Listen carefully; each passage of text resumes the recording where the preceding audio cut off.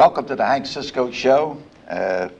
Today we have three guests and a very important program that very close to my heart, and a lot of people have felt the effects of this type of disease that has,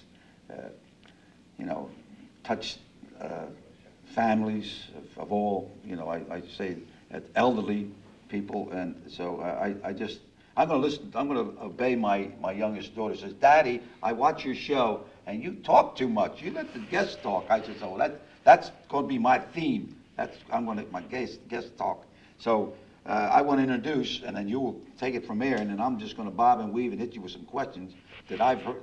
I talk to different people during the week, and I say, "Well, what a good question to ask," and I'll have them as we move along here. So Wendy Camel, she is president of the Alzheimer's Association in Delaware Valley chapter, and she has here two volunteers that work with her, and I'd say volunteers are so important, and I can't think of any person that's more important than a volunteer that helps the elderly. So Wendy, introduce your two volunteers here. I'm delighted to introduce Bill Eisen, who is on my right here, who is a volunteer for our chapter. He's also a caregiver, and he's a support group facilitator for our chapter. And beside him is Adrienne Morrison, and she is a former caregiver. She's a volunteer for our chapter, and she too is a support group facilitator. Well, tell me something about Alzheimer's. What is it, Well, it's a neurodegenerative. It's a disease, right? Absolutely. It's a neurodegenerative disease of the brain. And it's a disease that basically causes loss of memory. And memory can mean the whole broad spectrum of you forget how to, someone's name, the name of an object, all the way down to your body forgetting how to breathe and your brain gradually shutting down. So it's a neurodegenerative disease of the brain. It's progressive, and it means that you're in constant decline. It's interesting, in the Delaware Valley here, where the 8 counties that we serve in southeastern Pennsylvania, we've got 168,000 people with Alzheimer's disease. And in the Delaware Valley, repeat that. 167,000 people with Alzheimer's disease. In this area? That's in the 8-county area in southeastern Pennsylvania.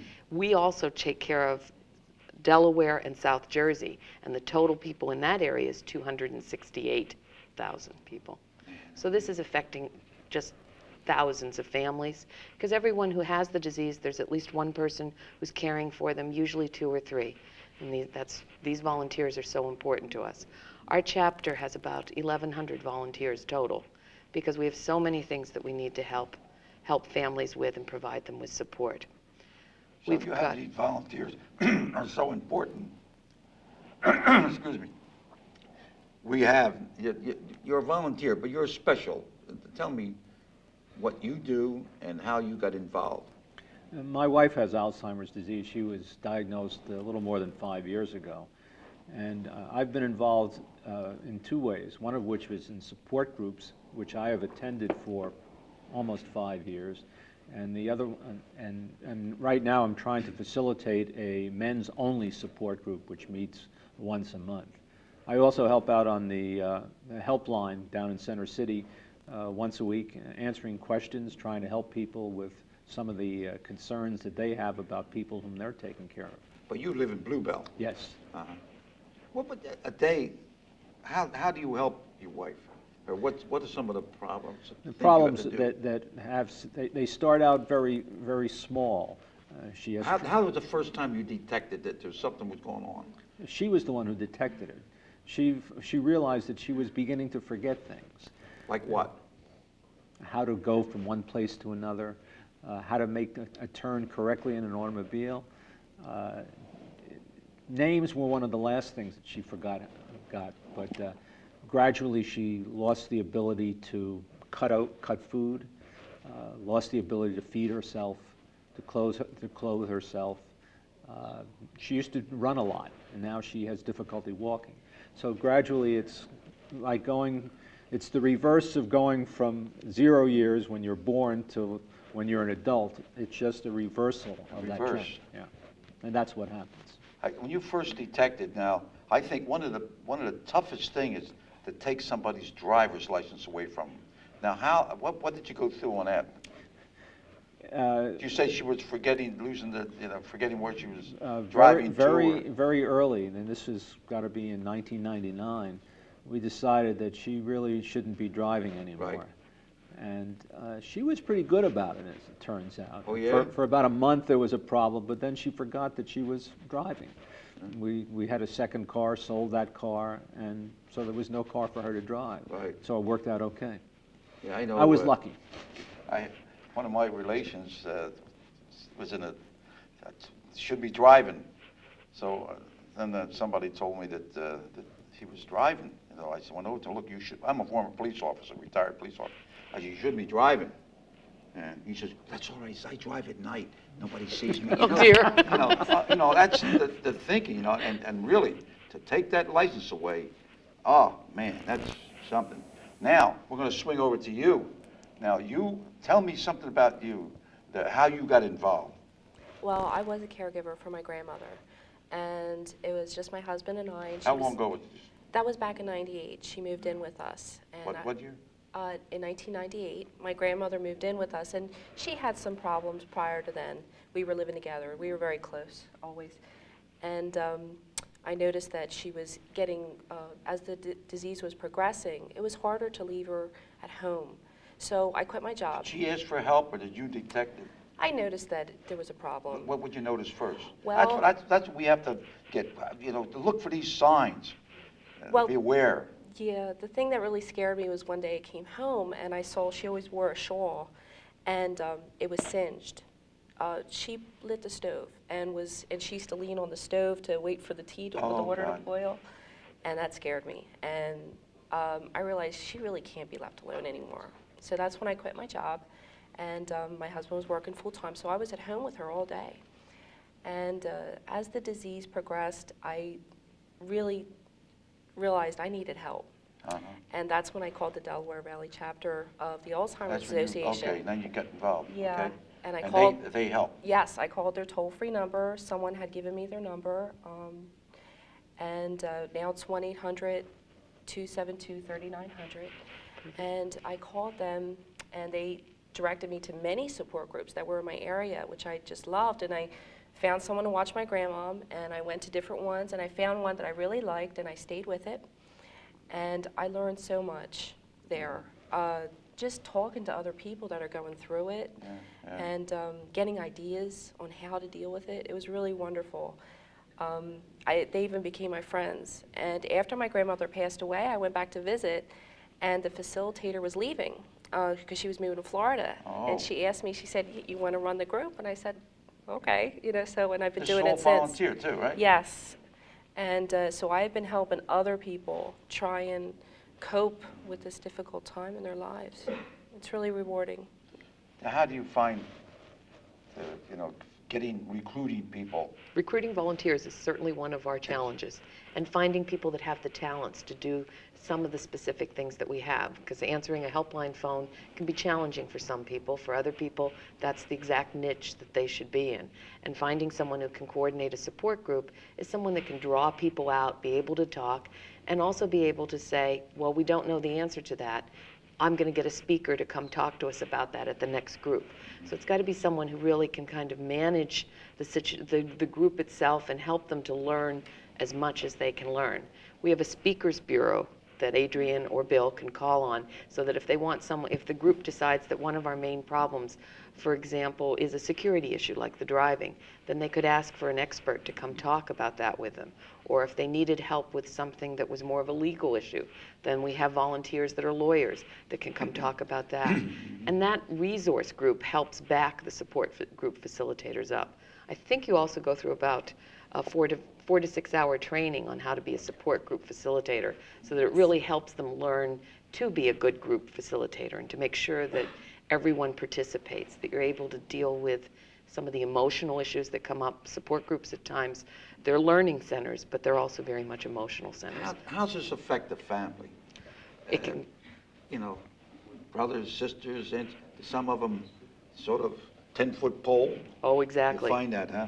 Yep, we have another program that we have that's a family caregiver training. And that's something where it's an 8-hour training that we offer for families that they can come to. And that's where a lot of times one family member may bring some other family members with them to that training so that they all kind of get to the same place at the same time of understanding what's happening. And also all getting a sense of what's ahead of them, because it's going to be a constantly changing disease, so that there's going to be a progress where they're going to have different problems a year later, months later, and multiple years later. And this helps them get some idea of what their family needs to be coping with. And that really is very helpful for families. You know, every day you have it's something you had mentioned. Every day's different, right? It is. Tell me something, what you find different, or what you have to keep thinking. I think there are Or worrying, I should there say. are two concerns. There have been two concerns for me. One of them is to learn how to take care of the person, my wife, whom I'm trying to take care of, to try to anticipate what she may do, or if a problem comes up, how to solve it. And that's the easy part, as difficult as it is. The most difficult thing, I think, is learning to understand my emotions, how I feel seeing a person whom I fell in love with 45 years ago, no longer the same person, and seeing a deterioration and feeling at one point anger, at one point, or a continuing point, grief and sadness, and how to cope with them myself. So there's two problems. One is taking care of her, the other is taking care of me, which is the more difficult one. Yeah, that's you're right. I went through with my older brother, and I know what you're talking about. And I didn't live with him, but you know, his wife, you know, I take care of him. Daughters take care of him, you know. And but just to go to visit him and want to talk about we talk about police work. You know, former professional boxer. We talk about that was taken away. Nothing. Just look at you, you know. Just, you know, it's so hard to take. Say, and so I think now, and here I am. I'm just visiting, you know, and with people, and I go into the nursing homes with the little string band. And I meet these, I see these people. Oh, Sergeant Cisco, remember you? They went to the police, you know. And then that's it, you know. And then I just mentioned something. They remember that I was a policeman, but then, you know, and then I'd say something about, oh, I knew your husband. Something, you know, it was blank. See, but I'm just visiting. I'm just, you know, how somebody that has to be there every day. Now you need help. That's what we're talking about. Somebody that has to see it morning, noon, and night, 7 days a week. You know, that's how. What are we doing to help? What do you call it? Caregivers. Caregivers. Okay. Yeah. Well, What that's is there where on the the line? chapter, that's where we have the helpline, so that at any time, 24 hours a day, 7 days a week, they can call in that 800 number, 272-3900. Can't resist another break here.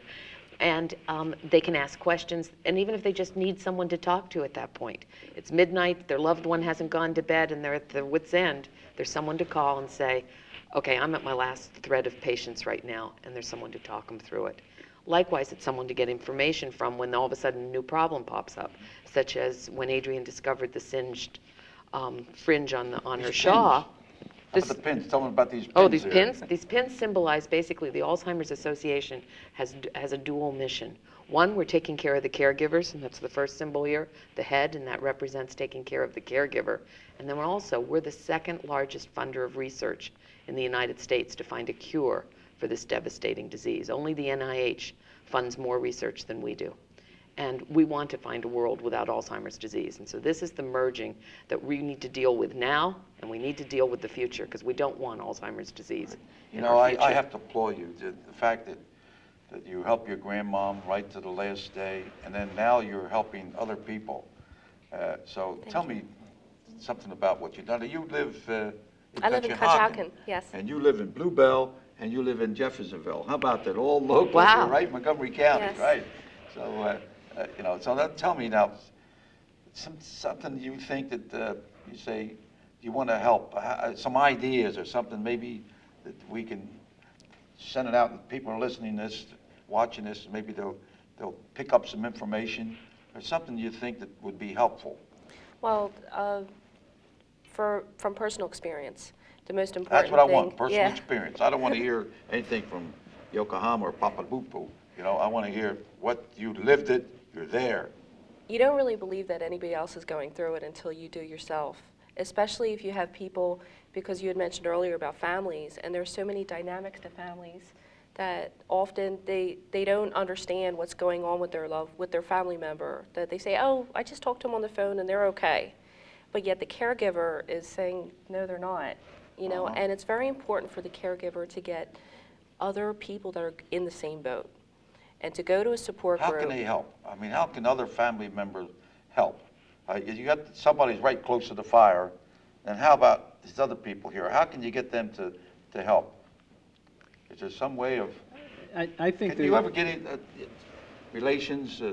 I have 3 sons, and one of them lives relatively close by, the other one doesn't, and 2 of them live close by, the third one doesn't.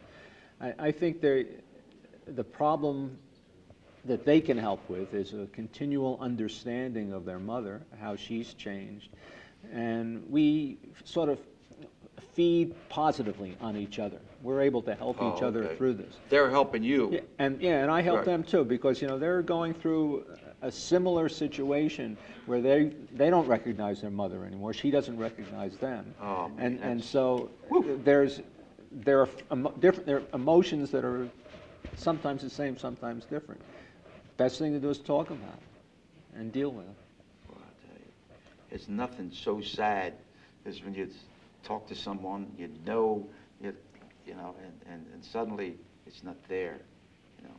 Go ahead. I think also being supportive to the caregivers too is very important. Having people say, if you need a night out, I can come over and stay with your grandmother, or I can be there for you, or you're not getting time to run errands, let me do the post office for you. Just give me all your mail, I'll do your stamps. Let me take that one burden away from you. Now, No matter who's that? how Who- small. That can be a neighbor, that can be a okay. friend, and that can be a relative. Anyone can step into those type of roles.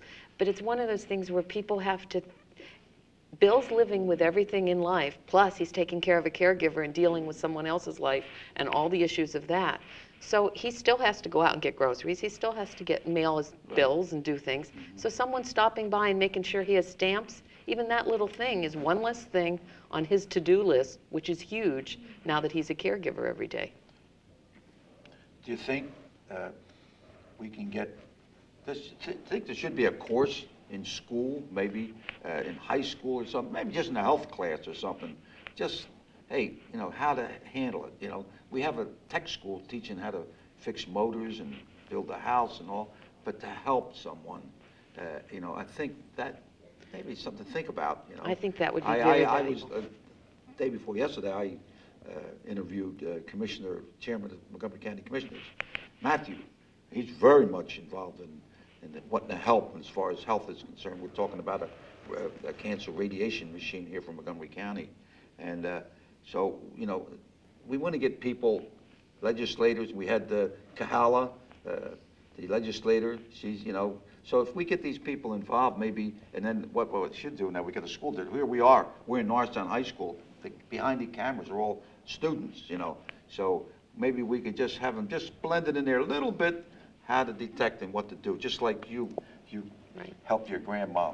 Tell me another experience or something that made you, people be aware of that when you are taking care of somebody. Well, it's mainly when you're living with them and you see the little things,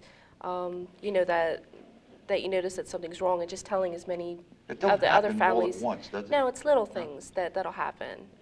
When I first noticed it, was that she wasn't able to balance a checkbook, which she could do all the way up to the age of And 90. she was good with figures before. Yes, and then she Is wasn't that the able to do first it all of a thing? sudden. Numbers? Is that the? It'll depend on the person. As Bill said, it's the way we learn. We unlearn in different ways as well. Mm-hmm. But that may be, if someone who's always been able to balance it and can't, that's a sign. That's a If sign. you never Good. could, then it's not a sign. All right, what else?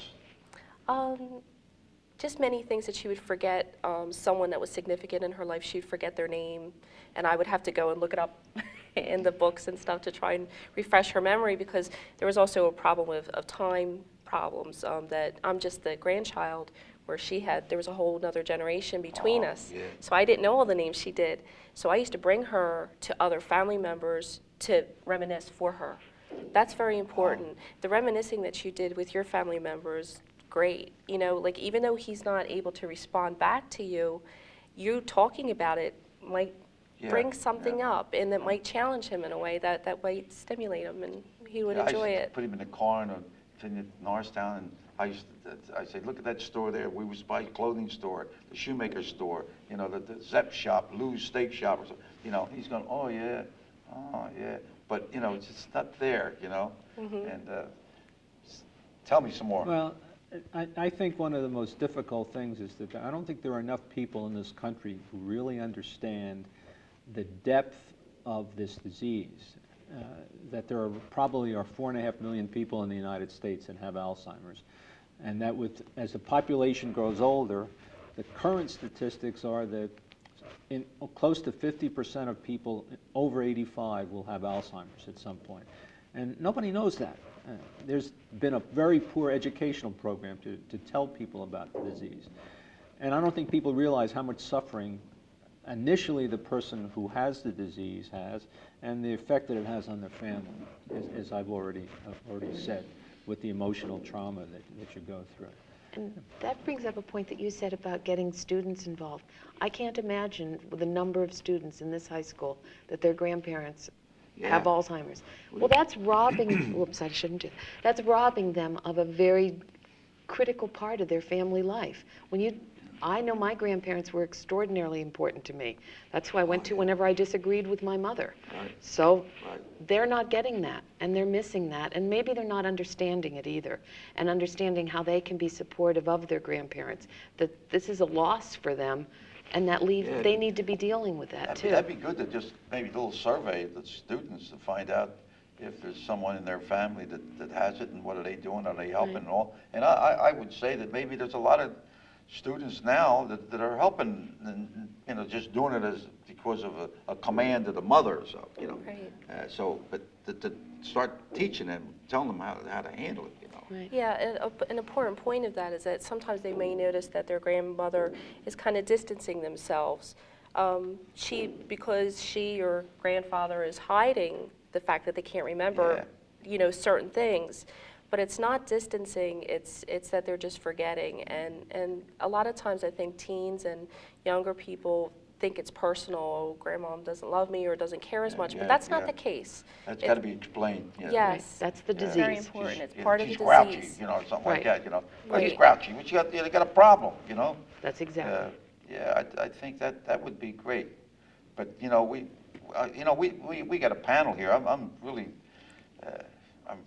I feel good about it that we have people that are right in there. You know, if you want to swim, you got to get in the water. You're in the water and you're swimming and you were there. You know, and so it's really a great panel of people. So, are there any work? Are they doing anything to help? Any cure or anything? Is there anything on the horizon?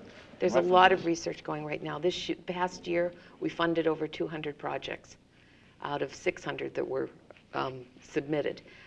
Which also says we need a lot more money for research so that there's a lot of ideas out there that are not being funded, and I look on this as kind of let's make a deal. The more doors we can get open, the more chance we're going to win the big prize and get a cure. So we've got to keep raising money for research so that we get a lot of options being explored, because we're just finding out so much more about the disease. What we're saying now is that in the last 10 years, we've learned 95% of what we know about Alzheimer's disease, even though it was discovered way back in 1906. But all that research is right now starting to give us some results that we now have some medications that are useful in the early stage of the disease. We now have one medication that can be useful in the mid stage. Those type of things are promise. But we want a cure, and that's money for research. And some of the things that we do is we have memory walks that take place in October, and we've got some high school teams that truly have memory walk teams out there raising money for research and for caregivers, and that would be another great project to get students involved. Once they understand in a health class and learn about this disease and the ramifications on their families, there are some things they can do. They can be a part of memory walk. They can go to a support group if they need it. They can participate and be volunteers on some of our other endeavors. this is a problem that our community has to embrace and be working together, because we definitely don't have the healthcare resources to be able to, people don't want to have people in nursing homes. They want to care for them at home. We've got to be able to support those folks to do that, and we've got to find a cure. You know, I guess years ago, if somebody started slipping like that, they would put them in a mental hospital, right? It was just, and then be ashamed of them. Nobody want to talk about it. You know, you hear about that, they're very superstitious or whatever it is. You know, there's, oh, if somebody's a little mental in the family, there must be something wrong with the whole generation or so, you know?